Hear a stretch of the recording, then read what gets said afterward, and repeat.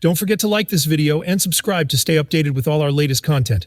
Join us and never miss out on the excitement. A team of disguised gunmen robbed the Warsaw branch of Monarch Douglas Bank, patronized by the world's most nefarious criminals. While Raymond Reddington continues his search for Naomi Highland, Naomi has a molar removed, which is dispatched to Red in a jewel box. Red directs Elizabeth Keen to Monarch Douglas, which is under FBI jurisdiction, since it's headquartered in the U.S. Although nothing seems to have been stolen, the FBI believes the records of criminal transactions must have been the robber's target. Liz and Donald Ressler head to Poland, unaware that Samar Nawabi is tracking their every move under Red's orders. In Poland, the agents are met by Agent Paul Salerno and bank EVP Matthew Strickland, who claim that $400,000 was stolen. The initial bank report was wrong. Milos Kirchhoff calls Strickland, who's waiting on a cargo delivery from Mogadishu. He orders Strickland to meet him in New York to make things right. Strickland assures Milos Kirchhoff that his assets are protected by the formula he needs to be patient. After analyzing surveillance footage from outside the bank, the FBI deduces that the robbery was, in fact, the kidnapping of bank employee Kaja Tomczak, whose bank-owned apartment is rigged with cameras. The destroyed getaway van reveals but one clue, a blob jelly material which Red recognizes as a particular accelerant sold by Polish arms dealer and bakery owner Kasia. Red tells Kasia that thieves will be found, and she will be implicated unless she tells Red where they are.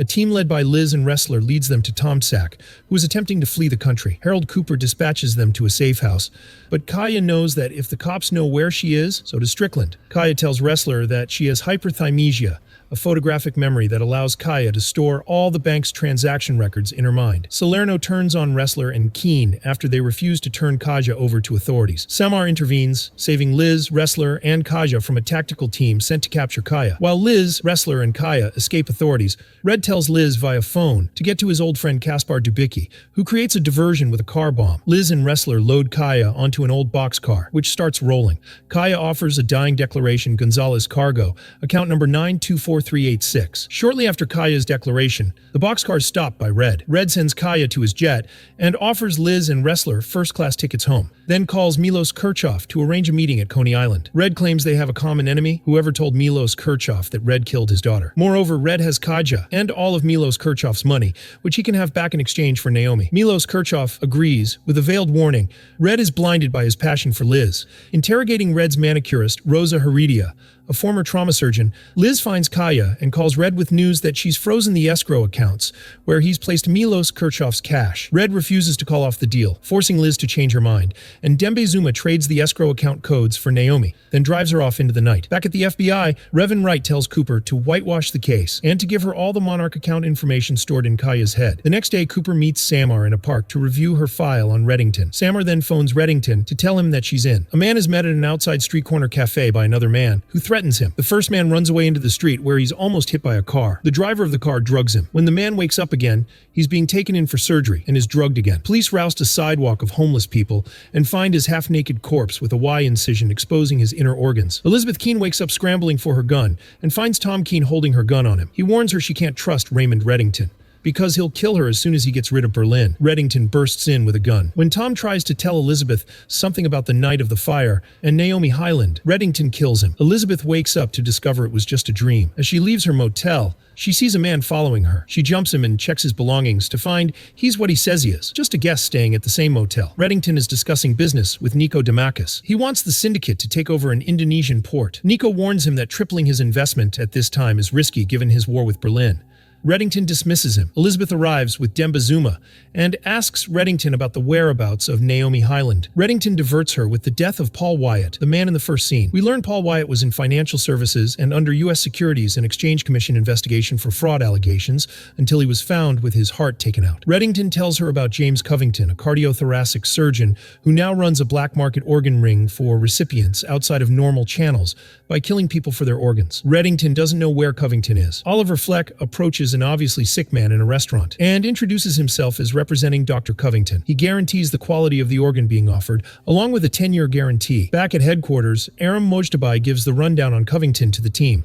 Harold Cooper brings in Samar Nawabi and announces she's joining the team on an indefinite loan. We learn it took her 74 days to find Reddington, as opposed to Ressler's 5 years. Ressler and Elizabeth go to the medical examiner, who's done the autopsy on Wyatt. He refuses the theory that Wyatt's heart was harvested, since the heart that was taken wasn't originally only his. Wyatt was a previous heart transplant recipient. Interviewed, Wyatt's wife disavows any knowledge of a heart transplant. There's no record of Wyatt receiving a previous heart. On further questioning, she reveals that Wyatt was a customer of Covington, but that the heart was not bought, it was rented. For every year of use, Wyatt had to pay $500,000. When Wyatt went bankrupt, he was no longer able to pay, so the heart was repossessed. Nico is meeting with two associates about the Indonesian port investment. They all have concerns about Reddington's plan. An agent from Berlin interrupts the meeting and says he's there to make them an offer. The task force tracks the $500,000 Wyatt was paying to a nonprofit called the Wellbright Fund.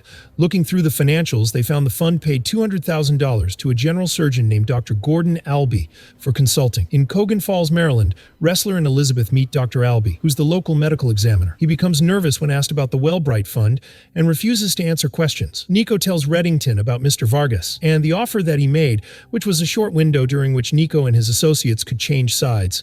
He tells Reddington that everyone's still with him, but warns again about the Indonesian port investment. Reddington asks him to keep him informed. Elizabeth calls to borrow Nemec. Nemec performs an open-air autopsy on a corpse dug up from its graveyard. She tells Elizabeth and Reddington that the corpse is missing organs, which makes it like the other three she inspected. Using that evidence, Elizabeth and Ressler confront Albee, who did the autopsy on all four of those bodies. He admits to being a provider of organs under very specific circumstances after the bodies come under his control as an ME. He reveals details about the transport process and asks for protection. With Albee's help, they set up a sting using a pig heart and a fake medical file. Nico shows Reddington pictures of his associates, apparently meeting with Vargas. Reddington goes to ask them himself. The courier arrives to pick up the heart from Albee. Elizabeth sends a picture to Aram, who gets an identity on him, Ronald Cassell. Cassell calls Covington after checking the fake medical file to confirm it's a match for their client, the sick man from the earlier scene. Ressler and Elizabeth follow Cassell, who realizes he's being tracked. They're forced to chase him on foot, but Cassell is hit by a car and killed. Reddington, Nico, Dembe, and several men confront the two associates who met with Vargas. The two associates are taken away. Ressler pulls a medical file off of the courier's body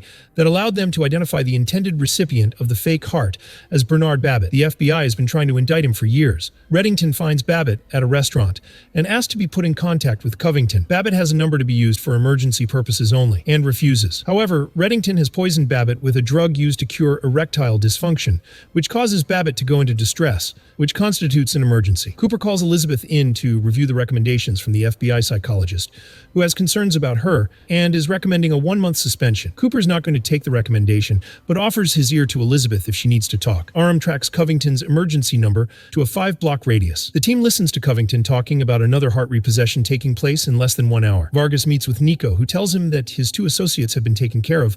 Reddington bought the photo op without needing real evidence. However, in return for betraying Reddington, Nico demands that Reddington be killed. Vargas argues against it, but Nico is willing to give up all the details of Reddington's operation. Vargas agrees and tells Nico to set up the meet with Reddington. Ressler and Elizabeth arrive at a locked store, the last site they haven't checked in the area, and crowbar their way in.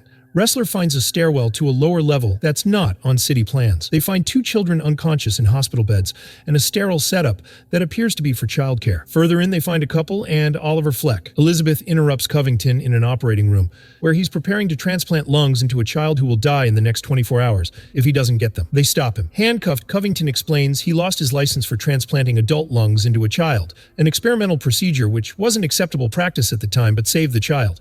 However, nowadays there's an appeals process for this. Covington has funneled all his proceeds from dealing with criminals into building the underground transplant clinic for children that gives them a chance with adult organs. He asked to be allowed to continue with his patients since the donor material is already there.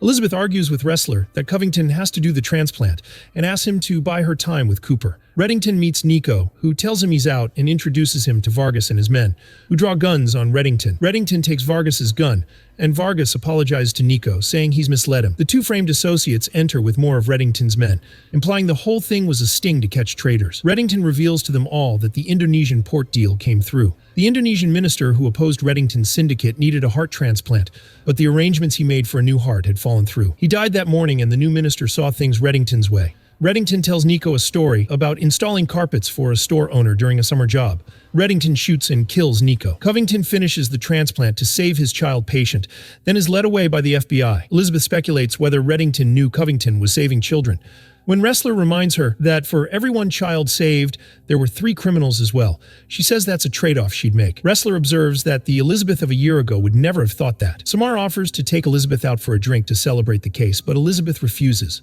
Samar knows Elizabeth doesn't trust her. Elizabeth warns that if Samar found Reddington, it was because Reddington wanted her to find him. And if she's in the task force now, it's because he wants her there, and they don't know why. That's why she doesn't trust Samar. In the parking lot of her motel, Elizabeth runs into the other motel guest she frisked at the beginning and apologizes again. The guest accepts her apology, then returns to his room and sets up a very big gun. Reddington and Dembe arrive at a remote house where Reddington greets Naomi. She slaps him. See you in the next video.